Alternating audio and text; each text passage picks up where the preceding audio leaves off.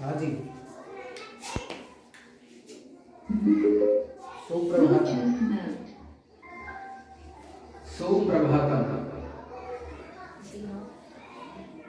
अपनी परीक्षा में अपन से 2 श्लोक पूछे जाएंगे और वे श्लोक ऐसे जो पेपर में नहीं लिखे हुए हों। कैसे श्लोक? जो पेपर में लिखे हुए नहीं हो, पहले से लिखे हुए नहीं होने चाहिए। अगर पेपर में लिखे हुए हैं और वही श्लोक आपने कॉपी में लिख दिए तो उनके नंबर नहीं मिलेंगे। 2 नए श्लोक लिखने हैं। अपन कम से कम 4 श्लोक याद करेंगे ताकि अगर 2 श्लोक उनमें से आ भी जाए पेपर में तो जो 2 श्लोक बचे हैं हमको याद है उनको हम परीक्षा में लिख सकें। और श्लोक याद करने से उसके अंदर के जो छिपे हुए प्रश्न हैं वो भी हमें याद हो जाएंगे। तो देखते हैं हमारा जो पहला पाठ है सुभाषितानी। तो सुभाषितानी पाठ का पहला श्लोक है गुणा गुणेषु गुणा भवन्ति ते निर्गुणं प्राप्य भवन्ति दोषः सुस्वादुतो प्रभवन्ति नाथ समुद्रं आसाद्य भवन्ति पेया। बोलोगे आप मेरे साथ? गुणा गुणेषु गुणा भवन्ति ते निर्गुणं प्राप्य भवन्ति दोषः सुस्वादुतो प्रभवन्ति नाथ समुद्रं आसाद्य भवन्ति पेयः। एक बार और। गुणा गुणेषु गुणा भवन्ति ते निर्गुणं प्राप्य भवन्ति दोषः सुस्वादुतो प्रभवन्ति नाथ समुद्रं आसाद्य भवन्ति पेयः। एक बार बोलेंगे आप? गुणा गुणेषु गुणा भवन्ति ते निर्गुणं प्राप्य भवन्ति दोषः सुस्वादुतो प्रभवन्ति नाथ समुद्रं आसाद्य भवन्ति पेयः। जो लय है वो लय को आप खराब कर देते हैं। दोबारा मेरे साथ बोलेंगे एक बार। गुणा गुणेषु गुणा भवन्ति ते निर्गुणं प्राप्य भवन्ति दोषः सुस्वादुतो प्रभवन्ति नाथ समुद्रं आसाद्य भवन्ति पेयः। हमारा दूसरा श्लोक है साहित्य संगीत कला कीन साक्षात् पशु उच्च विषाणहीन तृणलय खाद्यमपि जीवमान तद्भाग्येयं परमं पशूनाम्। ये श्लोक आपको बहुत बड़ा संदेश भी देता है कि साहित्य, संगीत और कला से जो विहीन है, यानी वह मनुष्य जो ना तो साहित्य जानता है, ना संगीत जानता है और ना उसके पास कला है, तो वह मनुष्य होते हुए भी साक्षात पशु है। और कैसा पशु? जिसके ना तो पूंछ है और ना सींग है। वह मनुष्य जिसके पास साहित्य, संगीत और कला नहीं है, ऐसा मनुष्य होकर भी किसके समान है? पशु के समान है, साक्षात पशु है। और उस पशु के ना तो पूंछ है और ना सींग है।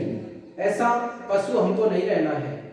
हमको साहित्य जो हम पढ़ते हैं, अध्ययन करते हैं, उसमें साहित्य का ज्ञान होना चाहिए या संगीत का ज्ञान होना चाहिए या हमारे पास कोई हुनर होना चाहिए, कोई कला होनी चाहिए।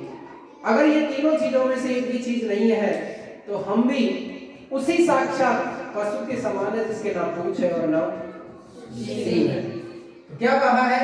साहित्य संगीत कला विहीन साक्षात पशु पुच्छ विषाणहीन तृण में खाद्य न पी जीवमान। तृण यानी वो घास नहीं खाता, घास नहीं खाकर भी वो जिंदा है। कौन? जिसके पास ये तीन चीजें नहीं है तो वो पशु के समान है, जिसके न सींग है और न पूंछ है, और वो घास भी नहीं खाता है, और घास नहीं खाकर भी वो क्या है? जीवित है। तद्भागे देयं परमं पशूनां, यानी ऐसे मनुष्य को धिक्कार है जिसके पास न कला है, न संगीत है, न साहित्य है, किसी प्रकार का कोई ज्ञान नहीं है, केवल खाता है, पीता है और सो जाता है और फिर उठ जाता है, घूम घाम कर फिर खा पी कर फिर सो जाता है। ऐसे मनुष्य को मनुष्य होने से भी क्या है? धिक्कार है। हमारे पास कोई न कोई क्या होना चाहिए? हुनर होना चाहिए। इस जीवन का कोई न कोई हमारा लक्ष्य भी होना चाहिए, ताकि हम हमारी जो उद्देश्य है, जीवन का जो उद्देश्य है, उसको हम क्या कर सके? पूरा कर सके। एक बार मेरे साथ दोबारा रिवाइज करेंगे। गुणा गुणेषु गुणा भवन्ति ते निर्गुणं प्राप्य भवन्ति दोषाः। गुणों की जो पहचान है वो गुणवान व्यक्ति ही करते हैं। अगर वे निर्गुणों को प्राप्त हो जाते हैं तो वे गुणवान को भी क्या बना देते हैं? निर्गुण बना देते हैं और वो दोष युक्त कर देते हैं। जिस प्रकार एक मछली पूरे तालाब को क्या कर देती है? गंदा कर देती है।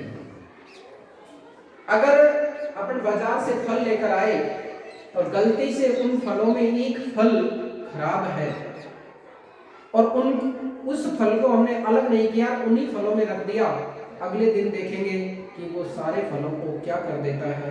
खराब कर देता है।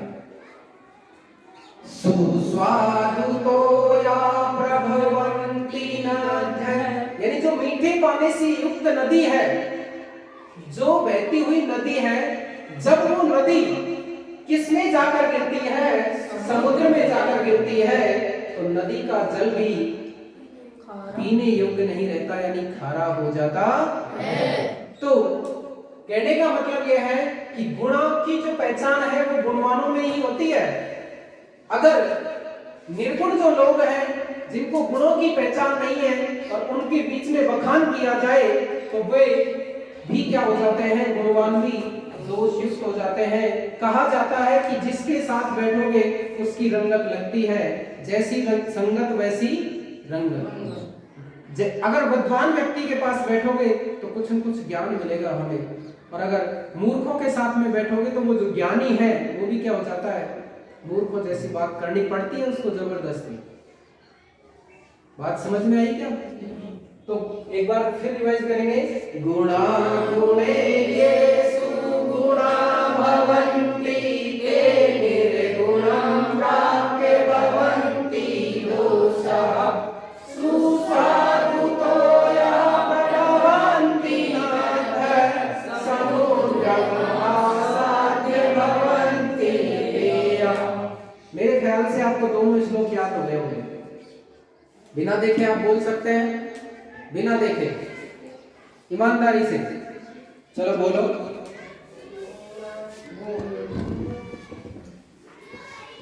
बोलो।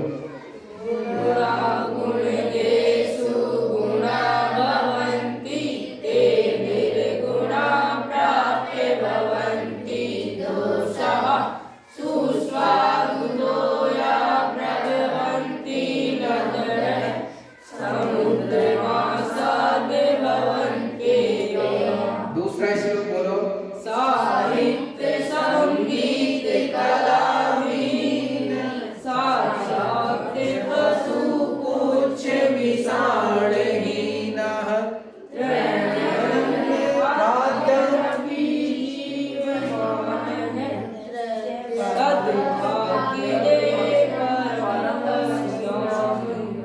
आपको दूसरा श्लोक पूर्ण रूप से याद नहीं है, इसका मतलब यह है कि बीच में आपने मिस्टेक की। दोबारा एक बार जो दूसरा वाला श्लोक है उसको याद करने की कोशिश करेंगे। बोलेंगे मेरे साथ, साहित्य संगीत कला वीण साक्षात पशु पुच्छ विषाणहीन तृणलता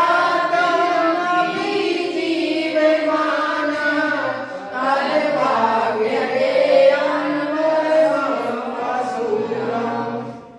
एक बार, दो बार, तीन बार अगर इनको अपन रिवाइज करेंगे तो ये ऑटोमेटिक याद हो जाएगा। कहा जाता है कि अगर जो हम रोटी बनाते हैं उस रोटी को तवे से बार बार पलटा न जाए, चूल्हे में अंदर से पलटा न जाए तो क्या हो जाती है, जल जाती है। कि रोटी जली क्यों, पलटी नहीं। गधा अड़ा क्यों, क्योंकि उसको डुलाया नहीं, चलाया नहीं। अगर उसको लगातार 10 दिन 15 दिन महीने भर अगर उसको बांध दिया और बांधकर अगर आपने रखा तो वो गधा बाद में बोझा लेकर चल नहीं सकता। उसी तरह हमारे ज्ञान का ये भंडार है कि इसको अपन जितनी बार रिवाइज करेंगे, जितनी बार याद करेंगे, बार बार भूलना मनुष्य की एक स्वाभाविक प्रकृति है। लेकिन अगर उसको जैसे अपन ने आज याद किए, कल एक बार इनको 2 मिनट के लिए भी देख लिए, फिर 2-4 दिन बाद में एक बार रिवाइज कर लिए, फिर 15 दिन महीने बाद में एक बार रिवाइज कर लिया, तो फिर भूलने वाले नहीं है। और ये तो जीवन में याद रखने वाली बात है कि हमेशा हमको कैसे व्यक्ति के साथ संगति करनी चाहिए, अच्छे व्यक्ति के साथ संगति करनी चाहिए। और हमको हमारे पास कोई कला होनी चाहिए, हुनर होना चाहिए, ताकि हम हमारे जीवन का जो लक्ष्य है उसे प्राप्त कर सके। अन्यथा हम भी उसी पशु के समान होंगे। बात समझ में आई या नहीं है? तो याद रख पाओगे आप परीक्षा तक? बार बार रिवाइज करोगे? धन्यवाद सुनने के लिए।